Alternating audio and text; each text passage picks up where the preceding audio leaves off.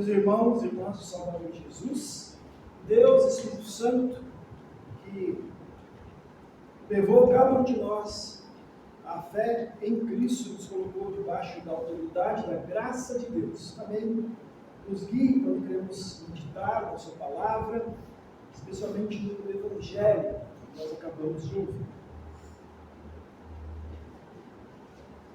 Não é nem necessário dizer, todo mundo percebe isso, que o mundo que a gente vive passa por muitas mudanças.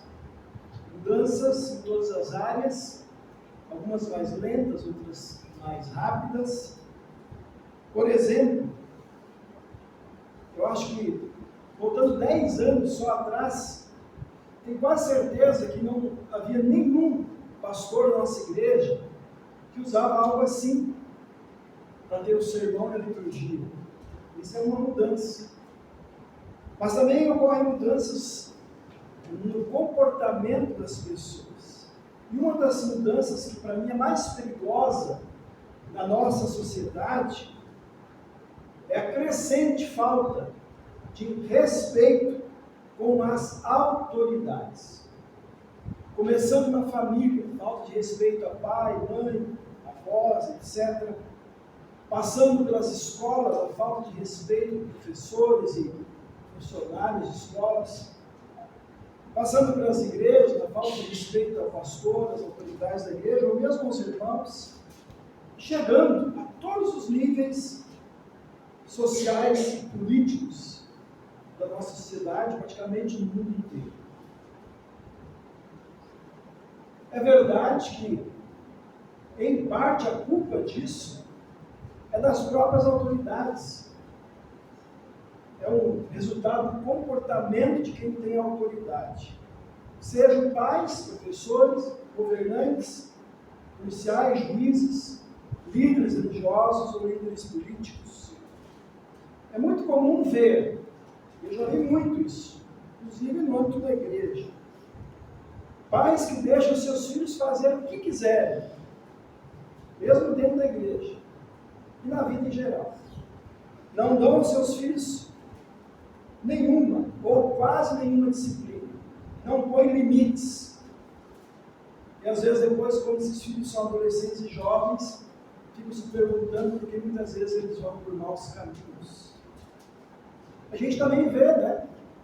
Quase todo dia nos noticiários, policiais, políticos, religiosos e tantas outras pessoas que têm cargos de autoridade na sociedade, se aproveitando da sua posição para explorar os mais fracos, para ganhar dinheiro fácil, para mentir, para roubar, para corromper e para ser corrompidos.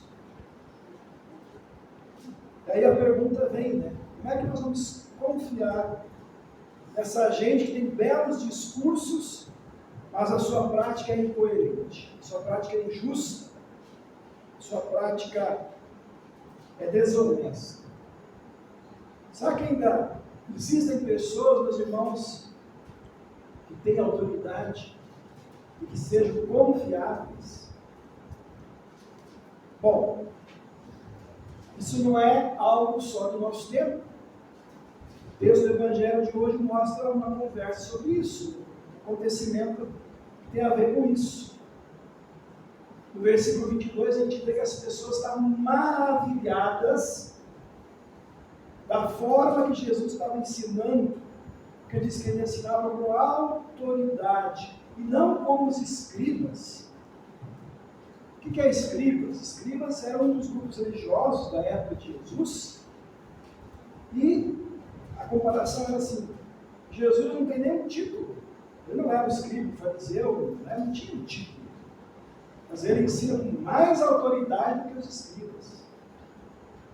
Jesus, um pouco mais adiante do seu ministério, ele comenta isso. Marcos capítulo 12, ele critica esses escribas. Eu quero ler aqui para vocês alguns versículos dele, o que Jesus disse. Jesus, ao ensinar, dizia: cuidado com os escribas, que gostam de andar com vestes talares, gostam das saudações nas praças, buscam as primeiras cadeiras nas sinagogas, os primeiros lugares nos banquetes. mas devoram as casas das viúvas e para o justificar fazem longas orações. Esses sofrerão um juízo muito mais severo. Jesus estava dizendo que, olha, esses caras gostam de aparecer, orar nas praças, gostam que as pessoas saúdem eles com muito respeito, né? Mas exploram as viúvas, depois fazem umas orações bem longas, né, para querer dar uma de bonito. Ou seja, esses escribas, também os fariseus, eram autoridades vazias. Eles tinham discursos que não se comprovavam nas suas vidas. Então eles não inspiravam no povo nenhuma confiança. E aí vem Jesus. Jesus era diferente.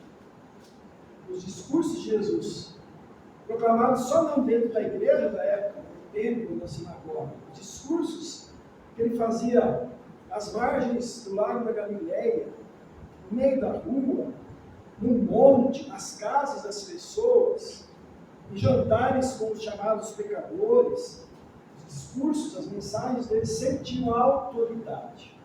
E por quê? O que será que Jesus fazia diferente dos outros? Será que ele tinha boas técnicas de oratória, de comunicação? Será que a presença física dele fazia diferença? Será que ele usava alguns truques de mágica para fazer o pessoal ficar atento? Bom, a gente sabe que Jesus de fato era um excelente comunicador. Ele usava com muita sabedoria, muito jeito, muita sensibilidade, vários recursos da oratória, como comparações e parábolas. E ele sabia como falar em particular com pessoas e sabia como falar com as multidões. Ele sabia usar muito bem os versículos do Antigo Testamento, principalmente os que falavam a respeito dele. Mas o grande segredo da autoridade de Jesus é aquilo que nós ouvimos lá em Deuteronômio hoje. Aquilo que Deus disse para Moisés. Eu quero ler de novo para vocês aqui esse versículo. Deuteronômio 18. Farei com que se levante no meio dos seus irmãos um profeta semelhante a você. Ele está falando isso com Moisés. Em cuja boca porei as minhas palavras, e ele lhes falará tudo que eu lhe ordenar. Então, Jesus não estava falando de uma autoridade qualquer. Ele não se autoproclamou como autoridade. Ele falava com a autoridade de quem o enviou, o seu Pai. Porque ele, de fato, era aquele profeta, aquele Messias prometido a Deus para Moisés, depois em todo o Antigo Testamento, na verdade, desde o Gênesis, o primeiro livro até Malaquias, o último livro, ele era aquele prometido por Deus em toda a história do povo de Israel. Ele comprova a autoridade dele, com obras, não só com milagres, meus irmãos, mas com obras de misericórdia. Ele expulsou demônios, a gente ouviu hoje, o espírito imundo. Ele curou muita gente, ele ressuscitou várias vezes pessoas mortas. Mas uma das diferenças era estar com os pecadores, para poder levar a palavra de arrependimento e perdão desses pecadores. Ele falava com a autoridade de Deus, porque ele era o santo de Deus. E é interessante, né? Não é só ele que diz isso de si mesmo, os seus inimigos disseram isso, e os próprios espíritos maus, né, no texto de hoje, é o espírito que diz assim a Jesus: nós sabemos quem você é o santo de Deus. Até os espíritos malignos sabiam quem Jesus era e reconheciam isso. As escrituras, que eles tinham na época do Antigo Testamento, que os fariseus e os escribas gostavam de dizer que conheciam, as escrituras falavam de Jesus. Ele diz lá em João 5 assim, está falando com esses escribas e fariseus: olha, vocês examinam as escrituras, porque vocês julgam ter nelas a vida eterna. Pois eu digo para vocês, elas testificam de mim. A vida eterna sou eu, é isso que Jesus diz. Além disso, meus irmãos, Jesus comprovava a sua autoridade, porque as palavras e ações dele tinham um critério, tinha uma regra, tinha uma motivação. Que não era se auto-engrandecer, que não era ele aparecer, que não era simplesmente ter um monte de seguidores. Qual que era o critério dele? Tudo que ele fazia e falava. Amor ao próximo. Nada que ele fazia era pensando em benefício próprio. E ele comprovou então essa autoridade, esse amor de uma forma final, profunda, definitiva, clara, sem deixar nenhuma dúvida. Quando lá naquela cruz, ele deu a vida inocente dele por nós pecadores, por os pecadores de todos os lugares, de todos os tempos. Ele deu a vida dele lá por nós também. Ali ele provou, de uma vez por todas, que o critério dele era amor a nós. A obra de Jesus foi o cumprimento, então, de todas as promessas de Deus, na sua autoridade, no Antigo Testamento, e a obra dele foi a vitória sobre os nossos maiores inimigos, aqueles que têm autoridade sobre nós quando nós nascemos. Quem é que tem autoridade sobre nós quando nós nascemos? O pecado, o diabo, nossa própria carne e a morte. Jesus venceu tudo isso. E ele não tinha obrigação nenhuma de fazer. Deus não o obrigou a fazer isso. Ele veio por vontade própria, porque ele nos ama. Mesmo a gente ainda sendo pecador. Mesmo que a gente não tenha nem 0,1% de merecimento diante dele. Mesmo que eu e vocês, embora a gente pense que tem, né? Mas a gente não tem nada de bom para oferecer a Deus. A gente, como pessoas pecadoras, a gente só tem pecado e inimizade com Deus.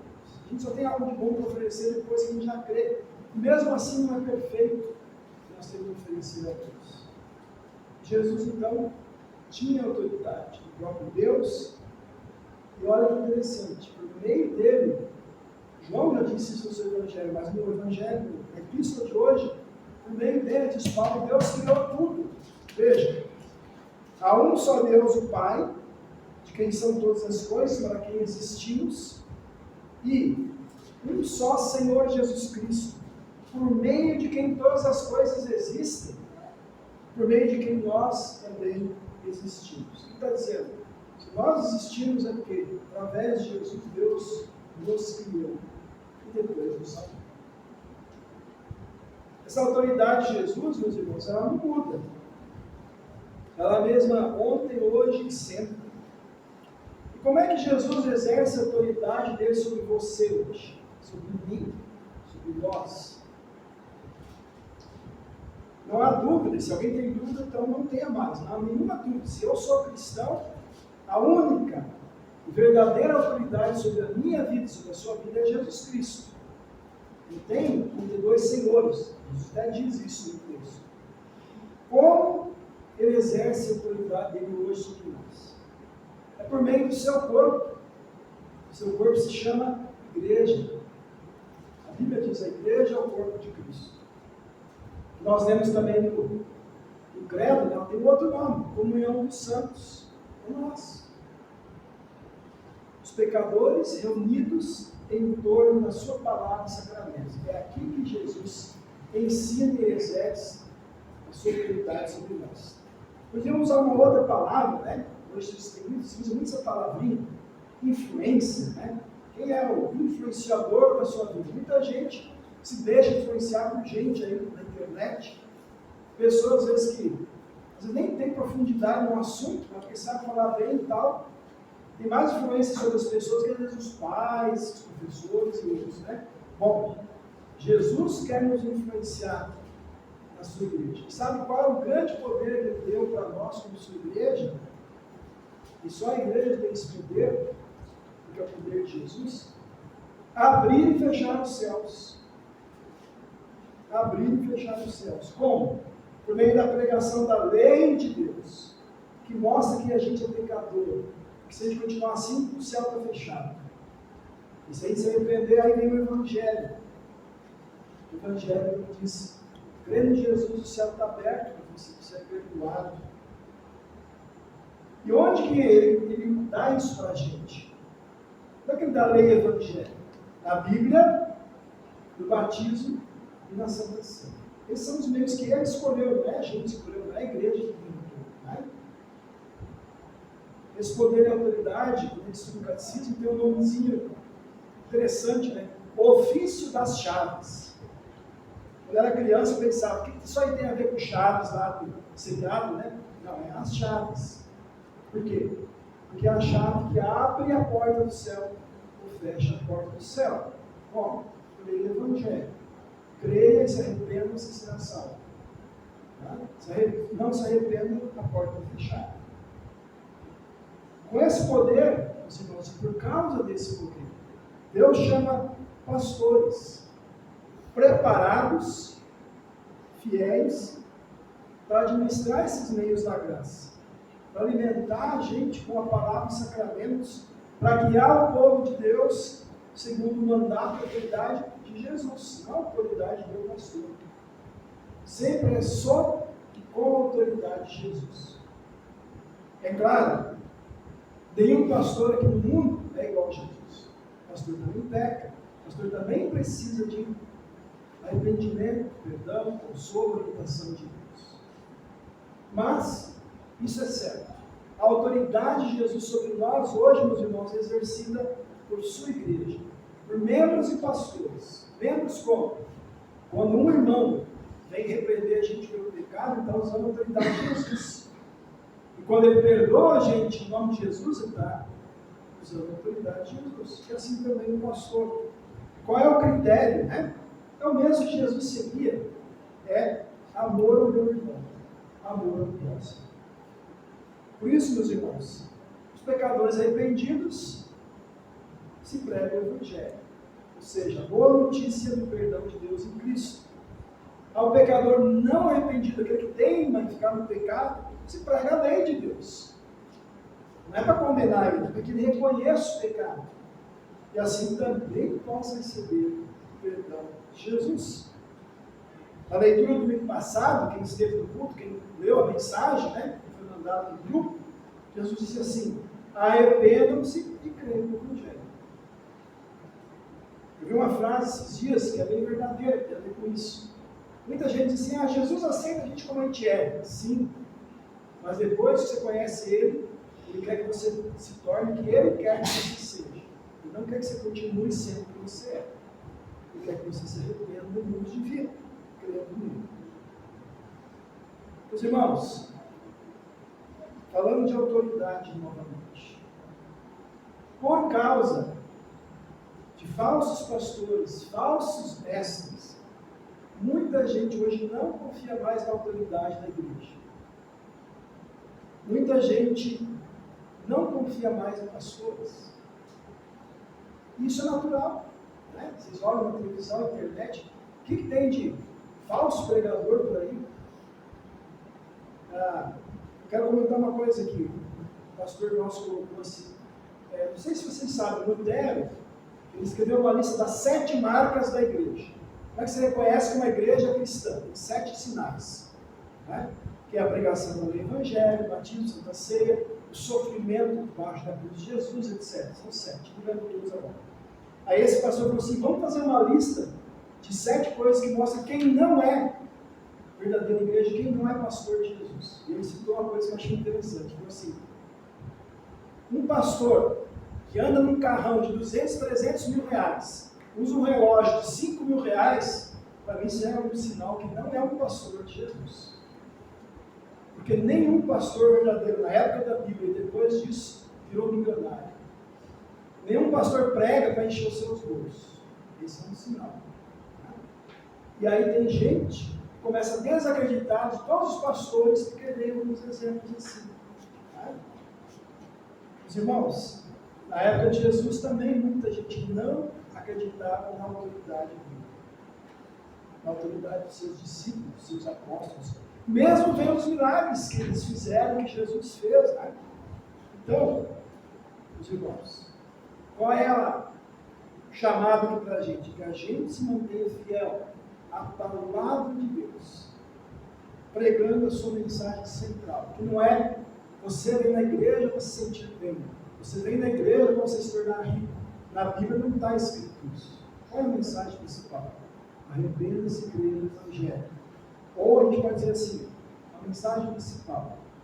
Deus salva os pecadores dos seus pecados, não da pobreza, da doença, dos seus pecados, unicamente pela fé em Jesus e por sua graça, revelados unicamente na palavra de ler o Evangelho e administrando também batismo e santa ceia, conforme Deus ensina na palavra, sem invenções, sem distorções, sem acréscimos humanos. Então, aquilo que Deus disse para Moisés no texto que leu hoje serve para mim também. Se eu começar a pregar aqui para vocês coisas que não estão na Bíblia, se eu começar a prometer coisas que Deus não prometeu, tchau, pastor, manda ele embora. É isso que Deus está dizendo para Moisés. O pastor está sob a autoridade da palavra de Cristo, que é fiel, e se estende a todos nós. A fidelidade à palavra, o uso da palavra de Deus com autoridade, é muito importante, mas ela será em vão, meus irmãos, se a gente só se submeter a essa autoridade aqui no dia do culto, e não durante a semana. E ela será em vão se junto com ela a gente não praticar o amor de Jesus. Se a nossa palavra de fé for só de palavra e discurso, se a gente não viver ela no dia a dia, começando na família, praticando o perdão, o diálogo, ensinando aos nossos filhos, netos, sobrinhos o caminho de Jesus, se nós não demonstrarmos amor ao próximo no dia a dia, como Jesus viveu e mostrou. Então, meus irmãos, Jesus tem autoridade verdadeira. Você quer saber quem tem que guiar os seus planos para 2024? O que você tem que pensar, o que você tem que falar? Como você tem que reagir no trabalho, no trânsito? Lembre, Jesus tem autoridade sobre mim. Eu tenho que ter a mente de Cristo, o Espírito de Deus me guiando. Meus irmãos, que as pessoas com as quais nós convivemos, na nossa vida diária, na vida da igreja também, as pessoas que nós encontramos nas nossas atividades da igreja e fora da igreja, que elas possam ver em nós a autoridade de Jesus. Ou seja, ver em nós não uma pessoa arrogante, eu tenho autoridade. Não. A autoridade Jesus fazia eles servir, amar e perdoar. Que eles vejam então em nós a autoridade de Jesus. Como? O seu amor refletido em nós. O seu amor transmitido em nossas palavras e ações. Um amor que se doa, um amor que tem como principal objetivo, meus irmãos, levar essas pessoas para os braços de Jesus. Se vocês querem ver sobre a autoridade de Jesus, tem, em primeiro lugar, este plano. Eu quero, de alguma forma, ou de todas as formas, durante esse ano, durante toda a minha vida, levar as pessoas que eu encontro a conhecer Jesus e deixar o Espírito Santo agir na vida delas, para que elas também sejam colocadas debaixo da autoridade, do amor, da graça e da salvação de Deus. Que assim seja. Amém.